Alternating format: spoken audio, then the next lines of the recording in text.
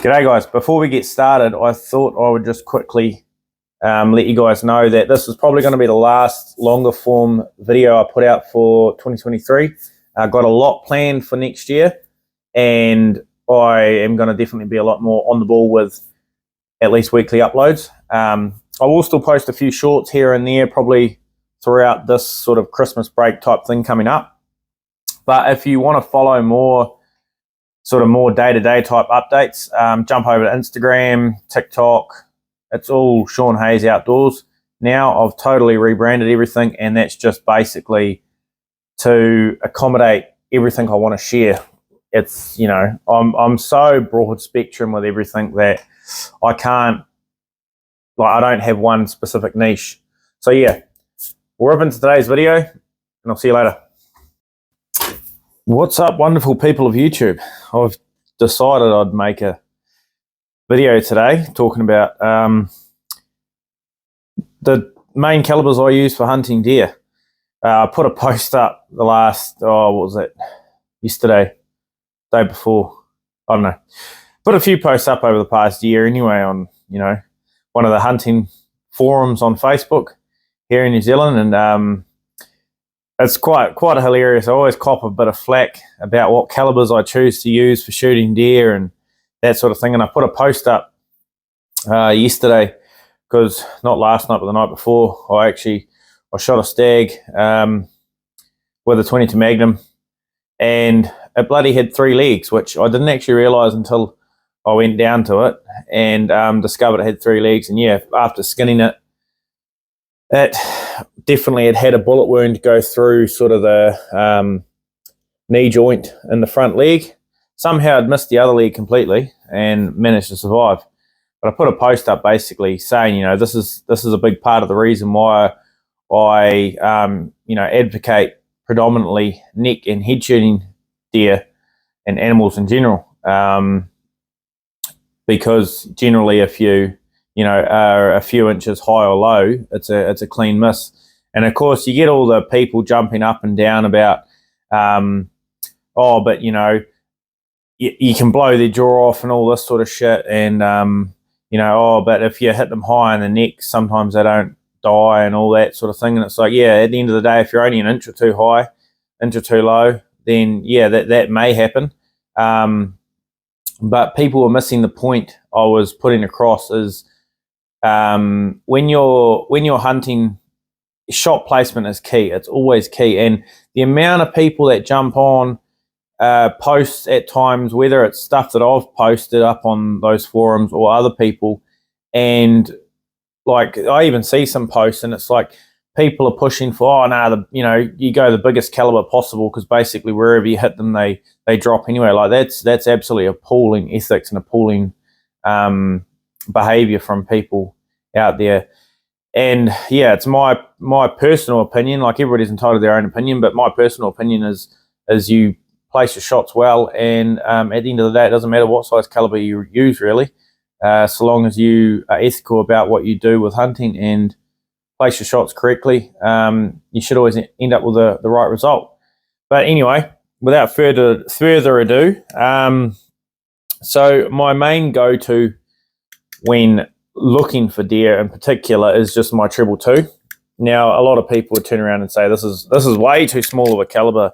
Like, the amount of people I've had say that is ridiculous, when it's just a small 50 grain projectile. It's technically a 22 caliber, hence 222. But that's the standard size round, or the standard size caliber that was used for donkey's years by deer cullers.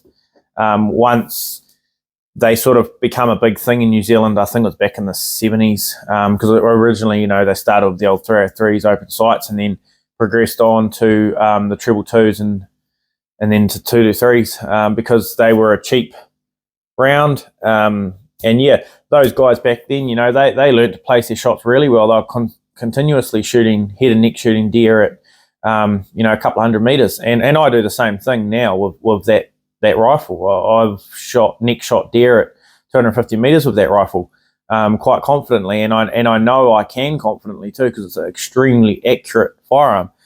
But that's the point that I always put across too, as well, is you got to know your firearm. You've got to be confident in your shooting.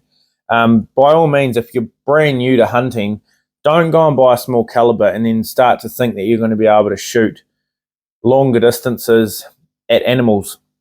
My biggest thing with new hunters is learn to close range hunt. Learn to stalk into within 50 meters, even closer. Like that stag I shot the other night with the 22 Magnum, I was 25 meters max from him.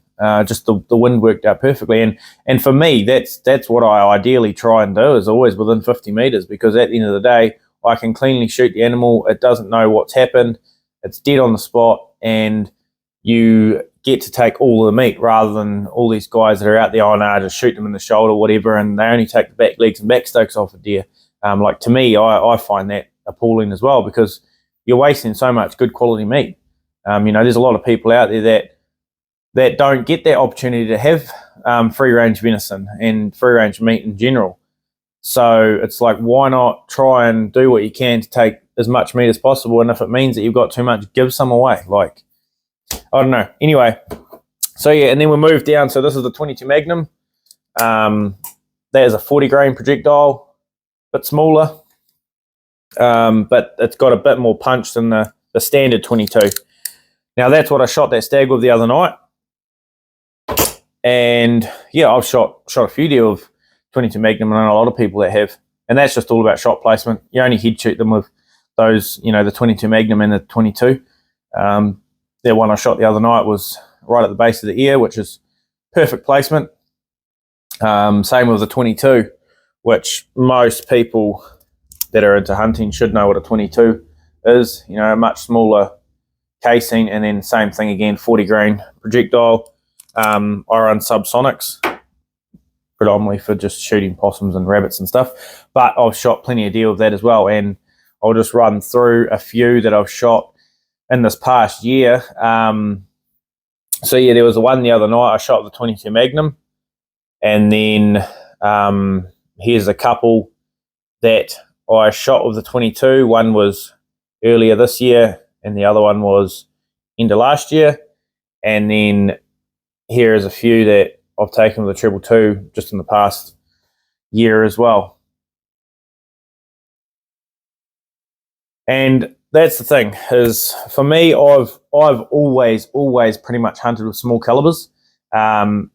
Just grew up doing that, and I will continue to do that, and I'll teach my kids to do that as well, because at the end of the day, those large caliber rifles, the ammunition is bloody expensive, even if you reload yourself.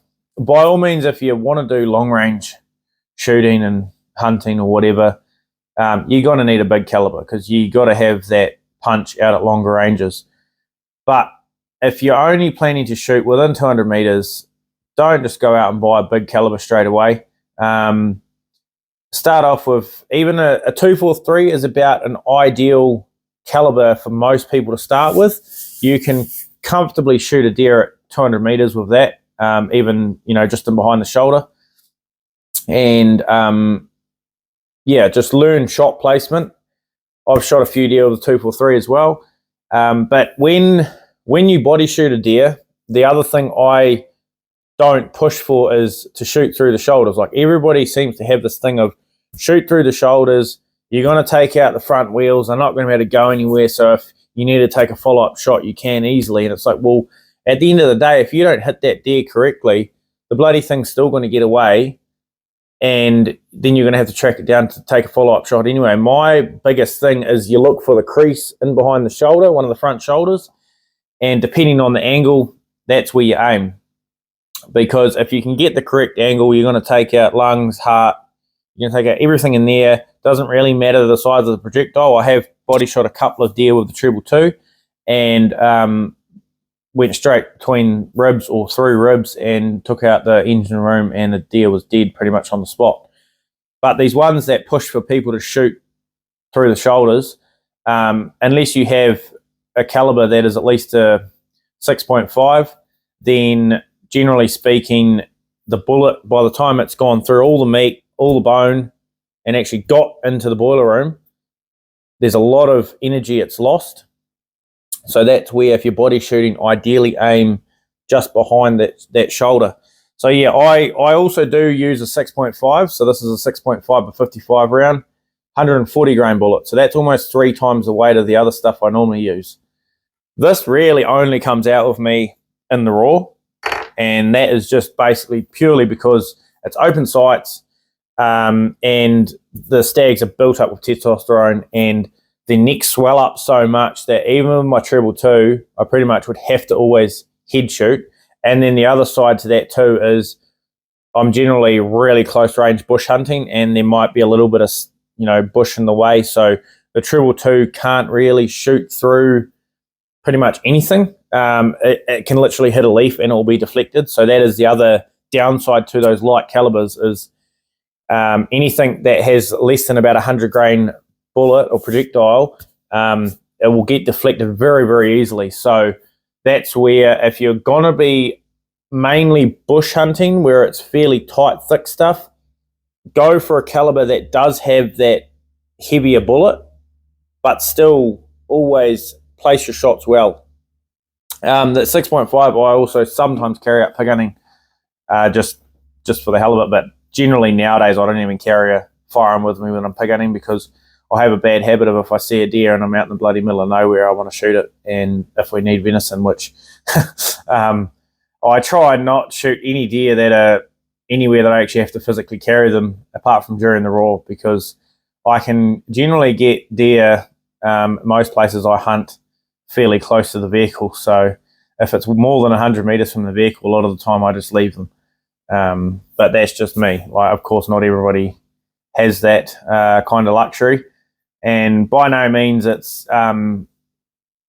something that I can always easily go out and get a deer. It's still pretty hard, but I do have that opportunity there when it does arise. But yeah, anyway, hopefully this may have helped some people to understand a bit more about calibers. There's so many calibers out there, and it just pays to do your research anyway, but they're the main ones I use for deer hunting. And yeah, if anybody has any questions or anything, just definitely drop them in the comments. Guys, hope everyone has a Merry Christmas and a Happy New Year, and I will catch you guys back in 2024. See you later.